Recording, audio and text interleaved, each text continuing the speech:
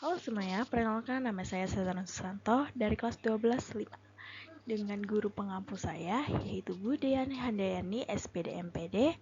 Dan pada video saat ini saya akan menjelaskan tentang sejarah kontemporer dunia, yaitu terjadinya Vietnam Selatan. Vietnam Selatan. Vietnam itu merupakan bangsa merdeka dengan kerajaan, sistem pemerintahan sendiri, dan kebudayaannya. Mereka memiliki sumber daya yang lumayan melimpah dikatakan. Namun situasi berubah pada abad 19. Bangsa Eropa berlomba-lomba mencari wilayah jajahan di Asia Tenggara. Contohnya, bangsa Eropa yang dimaksud adalah Prancis. Prancis mengincar Vietnam karena kaya akan sumber daya alam seperti beras, karet, dan batu bara. Nah, Prancis itu mengincar isdaya dari Vietnam untuk memperjual atau digunakan di industri dalam Prancis. Dan pada tahun 1858, Prancis mulai menyerang Vietnam, dan pada 1884 Vietnam resmi menjadi bagian dari Indochina Prancis, yang menyebabkan rakyat menderita akibat pajak tinggi, kerja paksa, dan eksploitasi sumber daya alam. Di sini Vietnam itu dikerja paksa dengan Prancis, dan sumber daya alam mereka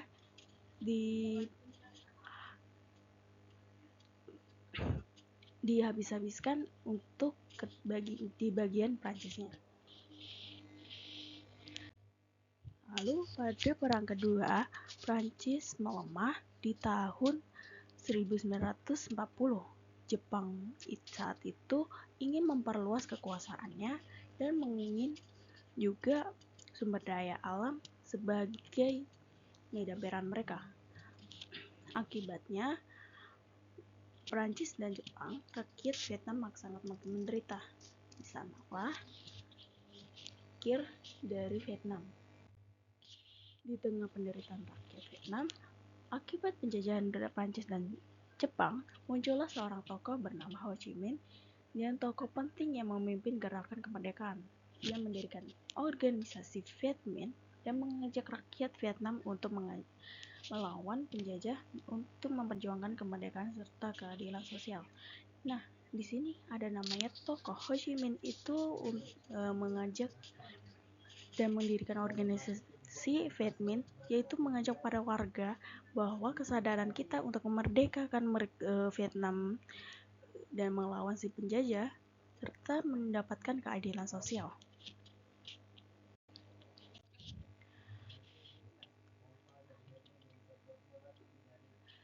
Ho Chi Minh sebagai pemimpin rakyat Vietnam menggunakan sistem gerilya, dan juga penjajahan Jepang saat itu di perang kedua pada 1945 Vietnam mendengar kabar bahwa Jepang itu dibom atom oleh Amerika Serikat. Saat penjajahan Jepang selama perang kedua, Jepang kalah dan terjadilah kekosongan itu dimanfaatkan oleh Ho Chi Minh dan memproklamasikan kemerdekaan pada 2 September 1945, yaitu Democratic Republic of Vietnam. Nah, dari sini nih, karena Vietnam mendengar nih, oh penjajahan Jepang udah dibom atom dengan Amerika, dan disinilah mereka menjadi kesempatan kalau kita sudah menang. Sayangnya hal itu tidak sepenuhnya. Meski Jepang sudah kalah, tapi Prancis masih belum menerima kekalahannya dan berusaha menguasai Vietnam kembali, sehingga terjadinya pertempuran yang menyebabkan terjadinya Indochina pertama yang menjadi konflik di Prancis. Konflik ini membuat Vietnam terpecah belah dua menjadi Vietnam Utara yang dipimpin oleh Ho Chi Minh dengan sistem komunis yang didukung oleh Tiongkok dan Uni Soviet, serta Vietnam Selatan yang didukung Barat, yaitu Amerika Serikat. Pemisahan ini disahkan melalui Perjanjian Jenewa 1954 yang sementara dibagi Vietnam sehingga diadakan pemilu nasional. Nah, kenapa sih Janji Jenewa ini dibuat? Karena akibatnya dari perangnya Vietnam ini dari Prancis yang tidak menerima kekalahannya, dan karena kekalahannya Prancis itu sebenarnya masih ada di bagian di Vietnam Utara ya, masih di Ho Chi Minh. Mereka masih ada di sebagian sedikit di Vietnam Utara, jadi nggak sepenuhnya mereka kalah. Lalu Vietnam Utara, perangnya Vietnam, di Vietcong melancarkan perang untuk menyatukan Vietnam Selatan dengan Vietnam Utara. Niatnya Vietnam ini utara, yaitu Ho Chi Minh, ini menyatukan Vietnam Selatan. Tapi sayangnya itu tidak didukung sama Amerika, karena Amerika yang takut akan teori dominan atau takut komunisme itu menyebar di Asia, yang membuat Amerika ini mendukung Vietnam Selatan karena dia takut komunisme itu menyebar di Asia, yang membuat Amerika membuat biaya besar militer yang banyak dan banyak untuk kirim dan mendukung Vietnam Selatan anti komunis, dan terjadilah perang Vietnam yang berkepanjangan. Di sini tuh intinya itu karena ada hubungan antara Amerika Serikat dengan Uni Soviet di perang dingin itu, yang takut sistem komunisme itu menyebar di Asia Tenggara.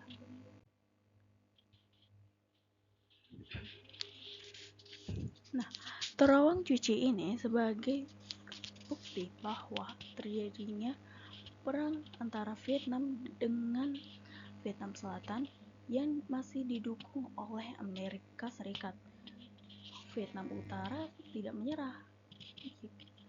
Walau Amerika masih tidak kekeh dengan perjuangannya untuk melepaskan Vietnam Selatan, Vietnam Utara berjuang bagaimana caranya merebut Vietnam Selatan. Mereka membuat terowongan yang sangat panjang dan dalam dan untuk merebut, bahkan menggagalkan militer Amerika.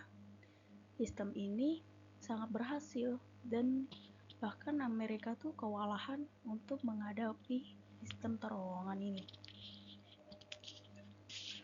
Terowongan ini sebagai bukti sejarahnya Vietnam itu bisa berhasil mengalahkan militer Amerika. Dari banyaknya tembakan, pengeboman, bahkan banyaknya jebakan yang di sana yang membuat mereka itu banyaknya mengeluarkan uang untuk ke medis dan juga persenjataan yang sudah menipis. Pada akhirnya Amerika itu yang awalnya ikut campur dalam perang Vietnam, yang melakukan pengeboman besar-besaran dan militer perang yang besar itu tidak membuah hasil. Akhirnya Amerika ini menghentikannya dan Vietnam Utara melakukan perdamaian di Paris Peace Accord.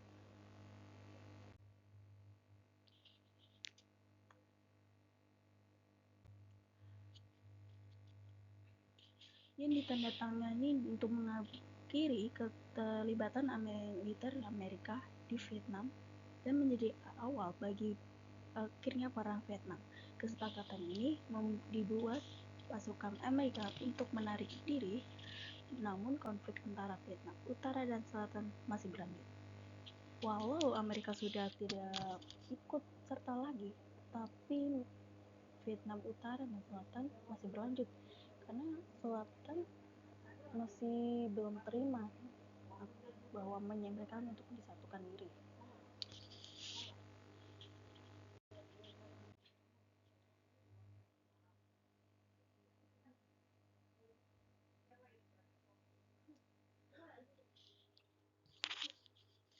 Walau Vietnam Utara dengan Selatan masih berperang, tapi pada akhirnya mereka menyatukan diri dengan